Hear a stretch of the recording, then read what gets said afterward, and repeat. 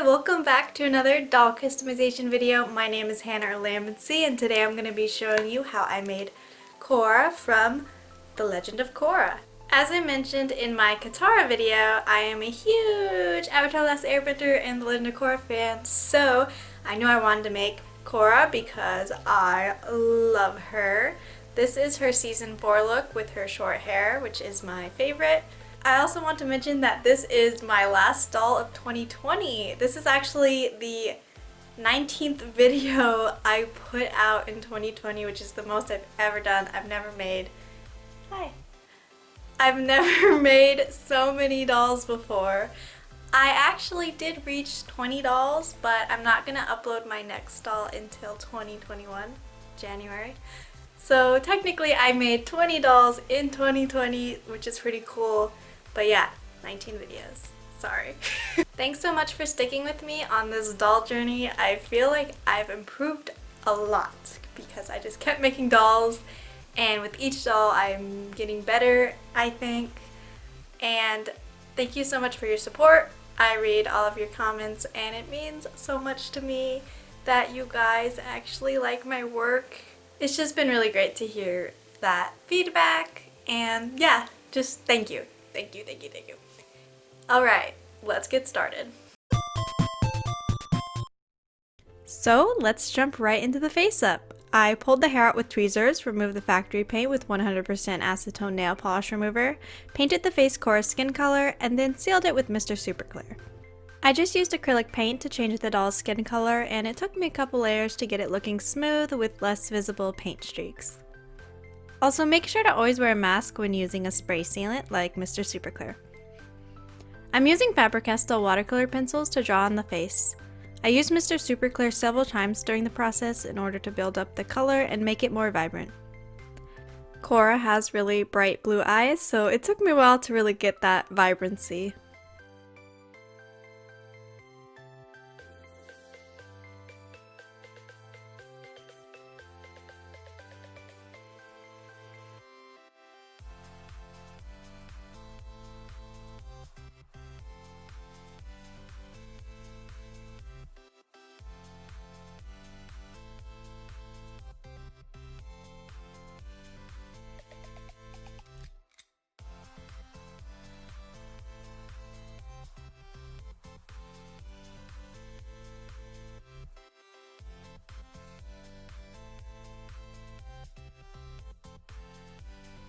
I didn't like how the cat eyeliner wings turned out, so I'm just going to go over it with paint so I can redo.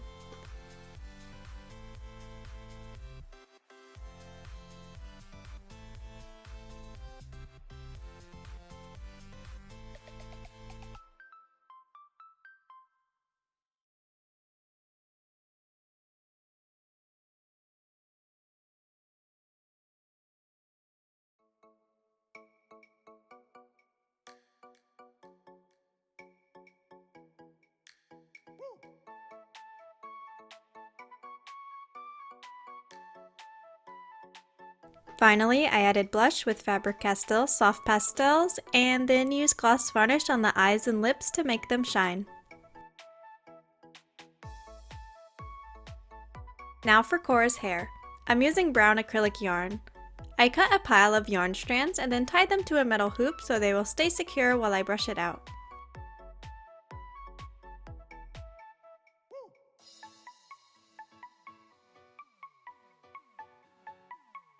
I use this pet slicker brush with metal prongs and brush out the yarn starting from the bottom and working my way up. I brush until there are no more tangles. A lot of fluff will come out, which is normal.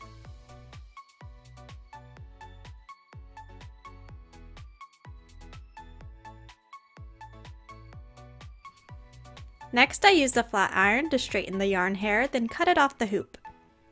Time to make the hair wefts. I placed plastic wrap down on the table, then glued a line of tacky glue down. I placed the hair on top of the glue and pressed down. I put another line of glue on top to really coat it.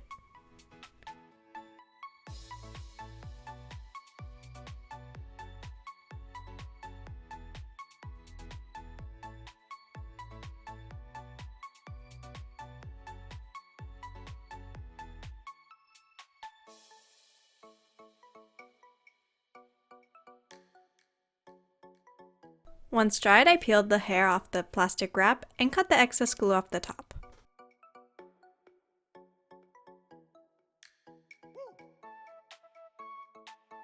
I put Korra's head on a pencil to keep it upright and then started gluing the wefts directly to the doll head. You may also notice I used a black Sharpie to color her head. This is so that if there are any visible bald spots between wefts, it is not as obvious.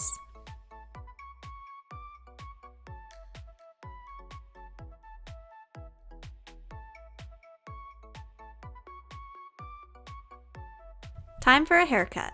First, I cut Korra's bangs to get all that hair out of her eyes. Then I cut a decent amount in the length for her cute bob haircut.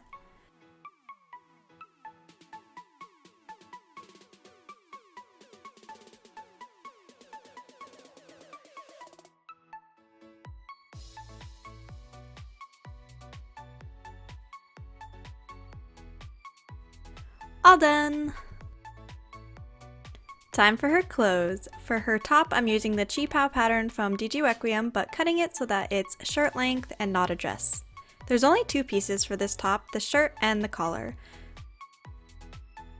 First, I sewed darts into the shirt so that it fitted better on her body. Then I sewed either side of the collar and flipped it right sides out.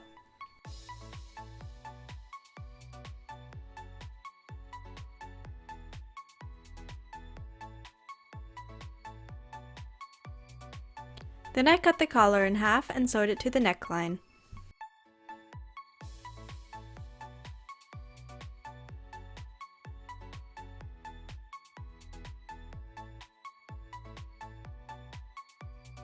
Next, I hem the armholes with fabric glue.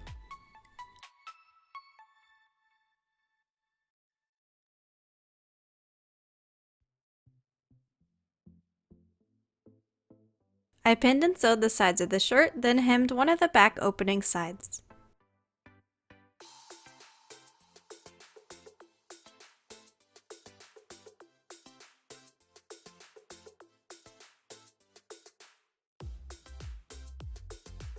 For Korra's white trim, I'm just gluing on this tiny white elastic.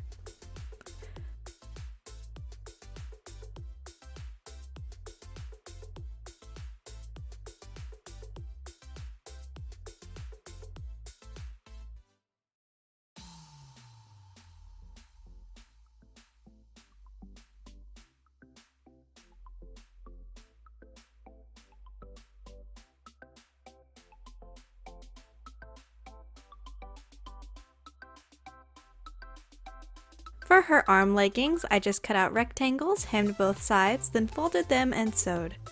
You'll also see I painted the doll body darker to match Korra's skin tone. Finally, I added Velcro to the back of the top to close it.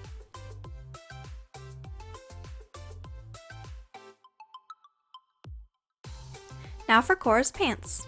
I'm using the Palazzo Gaccio, I think that's how you say it, pants pattern from DG Requiem on Etsy. I cut out 2 front pant pieces and 2 back pant pieces. I sewed the 2 front pieces together along here. Then I placed the 2 back pant pieces on top of the front piece, right sides together, and sewed up the sides.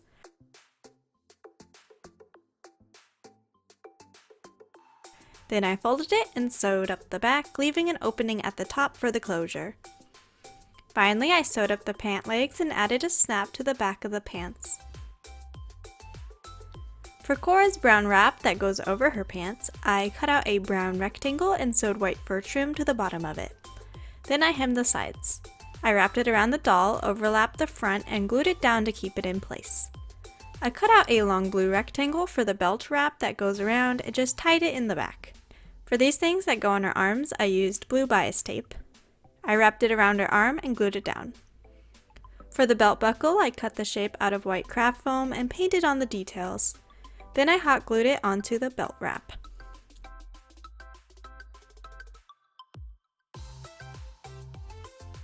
Korra's shoes are from one of the DC Superhero Girls dolls. I painted it white as a base and then went over it with a dark brown.